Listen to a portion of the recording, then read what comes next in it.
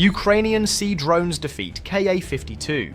Destroy Russian Black Sea platform in $85 million loss. Today, a Russian-controlled oil platform in the Black Sea became the focal point of a carefully coordinated Ukrainian maritime strike that revealed structural weaknesses in Russian air defense, electronic warfare, and offshore security doctrine. What initially appeared to be a routine patrol interception evolved into a layered defensive failure, culminating in the loss of a strategically valuable offshore asset. The operation combined unmanned surface drones, resilient navigation methods, unsuccessful airborne interception, degraded electronic warfare, and close-range terminal strikes. Russian losses from the platform and its associated sensors, communications equipment, and defensive weapons were later estimated at roughly $85 million. What follows is the full, corrected sequence of events, reconstructed in a logical and technically consistent timeline. At 5:30 a.m., 3 Ukrainian Sea Baby unmanned surface drones were already well into their final approach phase, moving steadily eastward across the western Black Sea. For the previous 90 minutes, the drones had operated in complete emissions silence, transmitting no active radio or navigation signals. Instead, they relied on inertial navigation systems to maintain course and spacing as they closed on a Russian-controlled oil platform that had been converted into a surveillance and electronic warfare outpost. At the same time, a Russian Ka-52 Alligator attack helicopter, operating under the call sign Pelican 4, was conducting a routine maritime patrol.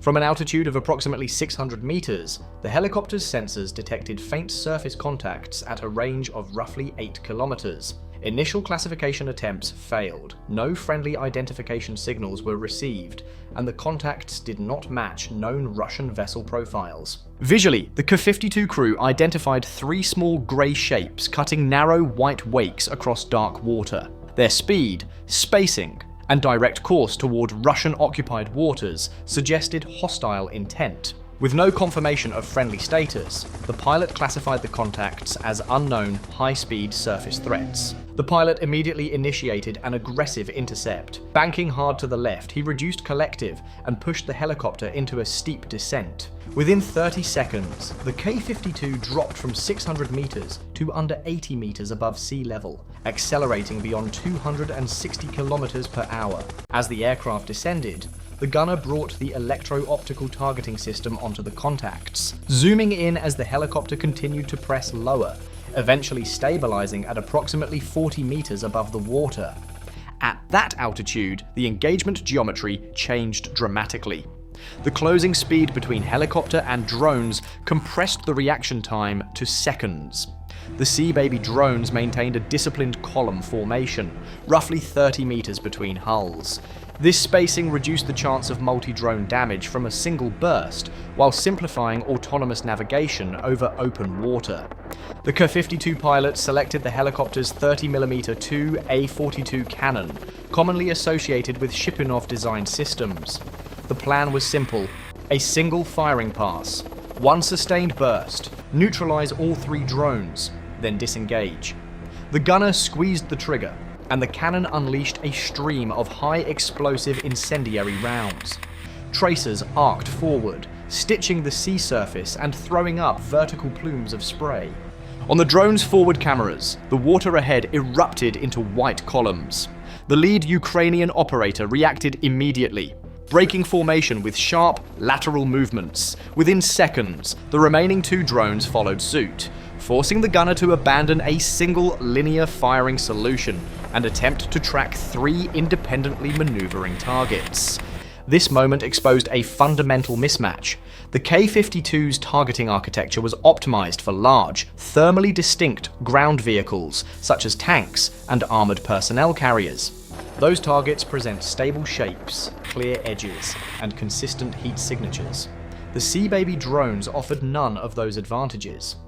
At ranges under 2 kilometers, each drone occupied only a handful of pixels into the electro-optical display.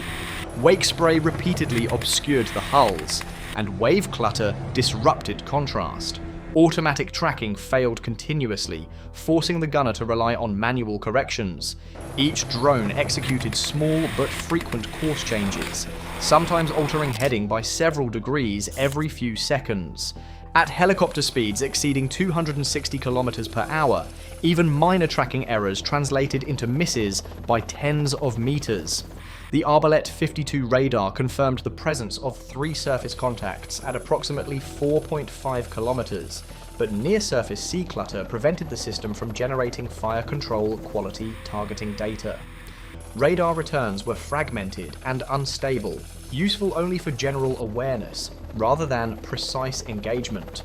Recognizing the limitations, the gunner shortened his cannon bursts to controlled 2-second intervals to conserve ammunition and manage recoil. Despite this adjustment, the drones continued to advance. After completing the firing pass, the pilot pulled the helicopter up to reset the attack. As the aircraft climbed, the crew reassessed the engagement. The Ka-52's strengths lay in its powerful coaxial rotor system, generating nearly 4,800 horsepower and allowing exceptionally tight turns. Its flight control computer excelled at stabilizing the aircraft while engaging predictable, high-signature ground targets. However, those strengths were built on assumptions that did not apply here. The Sea Babies were powered by electric motors, producing minimal heat. Their low silhouette, only 40 to 50 centimeters above the waterline, placed them deep inside the helicopter's worst engagement zone, where sensors struggled and reaction time collapsed. Each Sea Baby measured approximately 5.5 meters in length and was constructed from a fiberglass hull with a radar cross-section comparable to floating debris. With a draft of less than half a meter, most of the hull remained buried in wave clutter. Twin electric motors, rated between 70 and 80 kilowatts, drove a ducted propulsor capable of sprint speeds between 35 and 40 knots, or roughly 65 to 74 kilometers per hour, without generating a visible heat plume. As the drones began to edge beyond effective cannon range, the Ka-52 crew escalated. The pilot climbed to approximately 200 meters, widening the engagement arc to create missile geometry. The gunner selected the Vixer laser beam riding anti-armor missile at 5:52 a.m. With the range closing to about 3.2 kilometers, he launched. The missile dropped from the rail and ignited moments later, accelerating along the laser guidance beam projected from the helicopter. From the drone operator's perspective, the incoming missile appeared as a rapidly growing point of light, approaching in a straight line. Ukrainian operators executed pre-planned evasive routines. These were not random movements, but short, irregular course changes designed to disrupt beam riding guidance over open water. Unlike land terrain, the sea surface caused constant laser beam jitter as waves reflected and distorted the guidance corridor. The missile passed within several meters of the lead drone and detonated in the water. The blast shock rocked the Sea Baby, but failed to compromise its structure or propulsion. All 3 drones remained operational. They spread out further, reducing the likelihood of simultaneous interception while maintaining their general bearing towards the platform. With missile inventory, ammunition, and fuel becoming limiting factors, the Ka-52 crew disengaged. The pilot radioed a contact report, noting 3 active surface targets continuing southeast at approximately 40 knots, roughly 35 kilometers northwest of Sevastopol, before returning to base. The drones continued unimpeded. On the platform, Russian defenders activated a hastily installed Pol-21 electronic warfare system. Designed to deny satellite navigation, the system transmitted approximately 100 watts of noise across GPS frequencies, theoretically overwhelming the weak signals arriving from orbit. At approximately 6:05 a.m., the lead Sea Baby lost GPS lock at a distance of about 15 kilometers. The onboard computer immediately transitioned to inertial dead reckoning. Ring laser gyroscopes tracked heading and rotation, while the navigation processor calculated position updates 30 times per second. Error accumulated slowly and remained within acceptable limits. Simultaneously, the drones monitored Russia's GLONASS satellite navigation signals on frequencies not fully covered by Pol-21. Although GLONASS accuracy degraded to roughly 20 meters, it provided periodic corrections that limited inertial drift. Operators blended both data sources, switching dynamically based on signal quality. The Russian electronic warfare operator observed with growing confusion as radar tracks showed the drones maintaining stable speed and heading despite complete GPS denial. Unknown to him, the Pole 21 system itself was degrading. Salt corrosion had clogged cooling fans since installation. Internal temperatures climbed beyond safe thresholds. At approximately 6:18 a.m., one amplifier failed catastrophically, reducing overall jamming power by roughly 25% and distorting the coverage pattern. A gap formed in the interference field. At that moment, the trailing Sea Babies deployed their secondary payload. Pneumatic launch tubes opened, releasing 8 FPV racing drones into the air.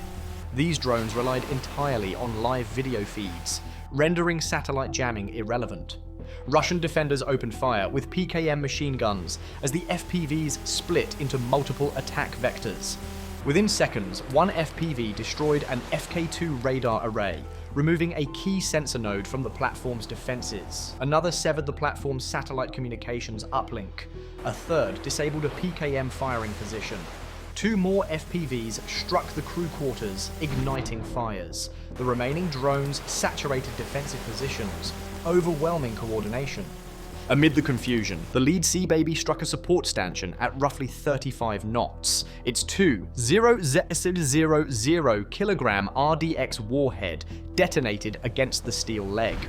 The structure absorbed the initial blast, but was critically weakened.